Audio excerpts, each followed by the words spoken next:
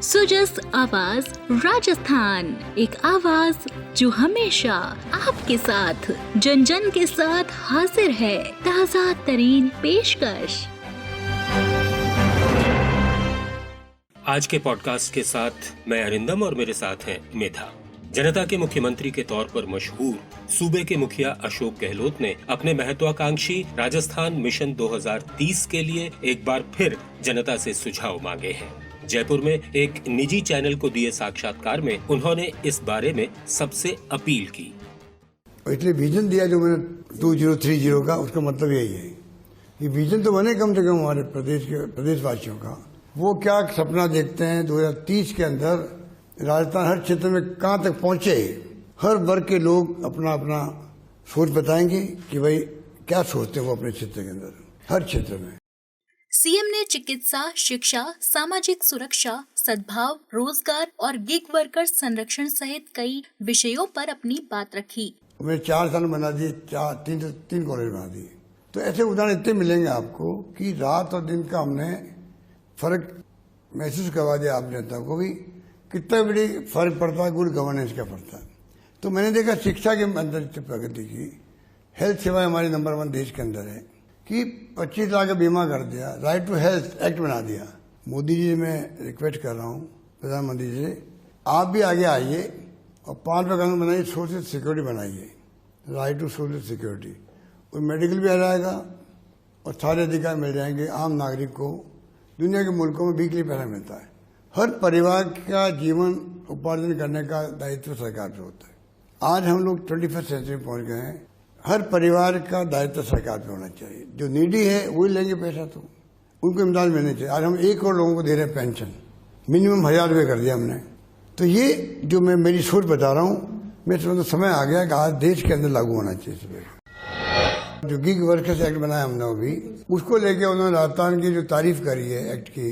इस एक्ट से हिंदुस्तान नहीं बल्कि दुनिया के कई मुल्क जो प्रेरणा लेंगे, उनको आगे आना चाहिए। लाखों लोग जो हैं, जब से उबर ओला आए हैं, जोमेटो आए हैं, जो भी सर्विस डिलीवरी वाले आए हैं, इन सब में जो लोग काम कर रहे हैं, ड्राइवर्स है, डिलीवरी बॉय इत्यादि हैं, उनका कोई फ्यूचर नहीं है, इनसिक्योरिटी है। हमारे कानून ने उनको सिक्योरिटी प्रदान करी है, उसकी उन्होंने तारीफ करी है। तो आप सोच सकते हैं हमारे जो एक के बाद एक एक्ट बनाए हमने, एक एक्ट बनाया हमने मिनिमम इनकम गारंटी बनाया, उसकी लोग तारीफ कर रहे हैं। कई आर्टिकल आए अखबारों के अंदर, नेशनल अखबार में आ रहे हैं। कानून व्यवस्था के मुद्दे पर उन्होंने कहा, नंबर 1 FIR कंपल्सरी, देश में कहीं नहीं है संभवतया। उसके कारण से 156(3) में केस जो आते थे पहले कोर्ट से, FIR दर्ज नहीं हुई है, चलो कोर्ट चलते हैं, वहाँ बंद हो गए, लगभग बहुत कम हो गई। तफ्तीश का टाइम जो है ड्रास्टिकली चेंज हो गया, बहुत कम हो गया है। तो महिलाओं में अत्याचार हो, SC/ST में अत्याचार हो, सब पे कम हो गया है। आंकड़े भी मेरे पास नहीं है, याद नहीं मुझे, वो कम हो गए। और महिलाओं के अत्याचार में, SC/ST के अत्याचार पे, रेप विद मर्डर में राजस्थान को 10वें नंबर पे, 12वें नंबर पे है, बाकी राज्य बहुत आगे हैं। अब हमने बैन लगा दिया राजस्थान के अंदर, कोई भी रात को 12 बजे के बाद में ना डीजे बजेगा। 10 बजे के बाद डीजे बज नहीं सकता। सुप्रीम कोर्ट का आदेश है 10 बजे के बाद में कोई स्पीकर, लाउड स्पीकर नहीं लग सकता है। और 12 बजे के बाद में जो ये क्लब व्लब जाते हैं, ड्रिंक करते हैं, ड्रग लेते हैं छिप करके वहाँ पर, क्या अधिकार है? ये नौजवान पीढ़ी बिगड़ रही है, कॉलेज और यूनिवर्सिटी के अंदर ड्रग चालू हो गया है। तब हमने कहा है कि आप जो है राजस्थान कोई पब कहलाते हैं या क्लब कहलाते हैं, सबको बंद करो और जब्त करो सामान जो भी इनके डीजे वीजे हैं। मन चले लड़के लड़कियों को छेड़ते रहते हैं, छेड़खानी करते हैं, मन चले। तो हमने कहा इनको आप इनके रिकॉर्ड बने, उनको खिलाफ कार्रवाई करो। और जो हिस्ट्री शीटर होते ही नहीं होते हैं, थाने के अंदर फोटो लग जाती है उसकी, फोटो लगाने की बात तो बाद में करते जाएंगे, कम से कम उनके रिकॉर्ड में लो पुलिस के अंदर। इनका करेक्टर ये है, RPSC में सबऑर्डिनेट सर्विसेज की नौकरी लगती है, वहाँ पर ये नाम भेजो इन लोगों के, तो इनको नौकरी लग नहीं सके जिंदगी भर के लिए। सबक सिखाना चाहिए इन लोगों को, वो हमने शुरू कर दिया है। हम अपना काम कर जा रहे हैं। और अब मुख्यमंत्री स्तर पर जारी कुछ महत्वपूर्ण स्वीकृतियों की चर्चा। प्रतापगढ़, करौली, जालौर, चित्तौड़गढ़, अजमेर, सवाई माधोपुर, उदयपुर और जयपुर में विभिन्न बांधों, नहरों और सिंचाई परियोजना की मरम्मत कराई जाएगी। जल परियोजनाओं से जुड़े इन 15 कामों के लिए 265 करोड़ 64 लाख रुपए की स्वीकृति प्रदान की गई है। प्रदेश का गौरवशाली इतिहास युवा पीढ़ी तक पहुंचाने के लिए विभिन्न जिलों में पैनोरमा का निर्माण कराया जा रहा है। अजमेर में पृथ्वीराज चौहान पैनोरमा, पोखरण में इंदिरा महाशक्ति भारत पैनोरमा, डीग में महाराजा सूरजमल पैनोरमा, आसिंद में बगड़ावत सवाई भोज पैनोरमा, करौली में कैला देवी पैनोरमा, जालौर में वीरमदेव कन्हड़देव चौहान पैनोरमा और जयपुर में स्वाधीनता सेनानियों का पैनोरमा बनाया जाएगा। इनके निर्माण पर 35 करोड़ रुपए खर्च होंगे। जोधपुर में meeting incentive conference and exhibition centre का निर्माण होगा। इसके लिए 25 करोड़ रुपए मंजूर किए गए हैं। ये केंद्र बनने से कला, व्यापार और पर्यटन को बढ़ावा मिलेगा। जालौर जिले के समजड़ी भीलडी रेलवे सेक्शन के गांव मोक और चूरा में रेलवे अंडर ब्रिज बनाए जाएंगे। इनके निर्माण पर 9 करोड़ 84 लाख रुपए की लागत आएगी। सिरोही में एसटी और एससी 2 बालक छात्रावासों का अपना भवन होगा। इसके लिए 5 करोड़ 60 लाख रुपए जारी किए गए हैं। प्रत्येक छात्रावास के निर्माण पर 2 करोड़ 80 लाख रुपए खर्च होंगे।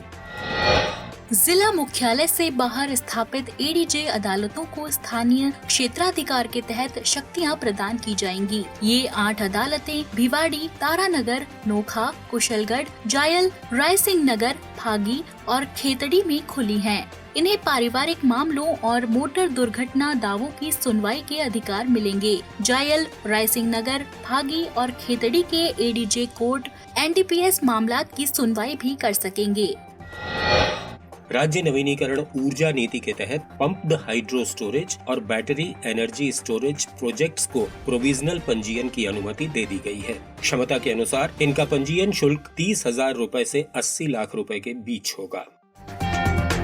आप सुन रहे हैं सुजस आवाज राजस्थान।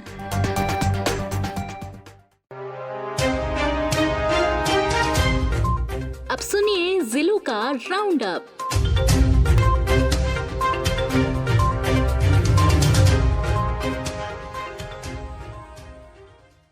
जिला राउंडअप में आज सबसे पहले बात अलवर की, जहां लगा मेगा जॉब फेयर युवाओं के लिए बड़ा अवसर बनकर आया। यहां 10 सेक्टरों की 48 कंपनियां 120 तरह की जॉब प्रोफाइल के साथ मौजूद रहीं। साक्षात्कार में 450 महिलाओं सहित 4153 अभ्यर्थियों को हाथों हाथ जॉब ऑफर दिए गए। सामाजिक न्याय और अधिकारिता मंत्री टीकाराम जूली ने फेयर में पहुंचकर युवाओं का हौसला बढ़ाया।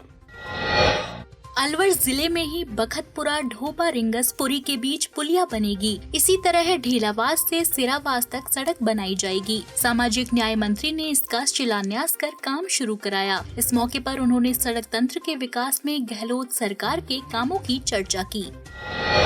इधर युवा मामलात राज्य मंत्री अशोक चांदना बूंदी जिले में नैनवा पंचायत समिति की साधारण सभा की बैठक में शामिल हुए। उन्होंने कहा कि चौतरफा विकास के लिए गहलोत सरकार ने कई कदम उठाए हैं। जनप्रतिनिधि और लोक सेवक मिलजुल कर इस प्रक्रिया को आगे बढ़ाएं।